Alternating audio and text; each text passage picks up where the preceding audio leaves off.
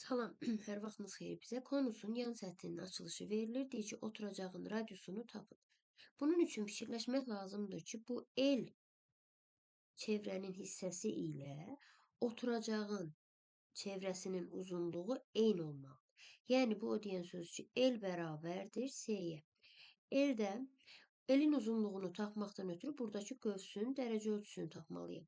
Deməli, 120 dərəcədirsə, bu yuxarıda olan 360-dan 120-ni çıxıram, qalar 240 dərəcə. Onda elin uzunluğunu tapmaq üçün el bərabərdir.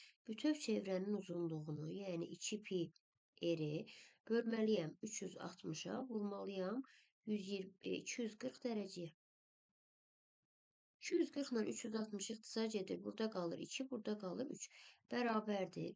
2 pi eri verir bizə 6 vurulsun 2 bölünsün 3 yazıb. Buradakı 3 ilə 6-nı ixtisar eləyirəm qalır 2. Bu da eləyirəmsə bir yerdə 8 pi.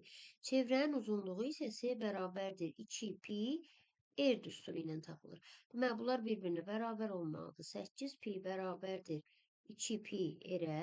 Hər tərəfdən pi'ləri ixtisar eləsəm 8 bərabərdir 2 r-ə.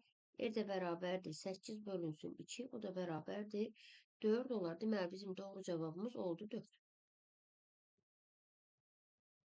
Bu qədər. Sağ olun.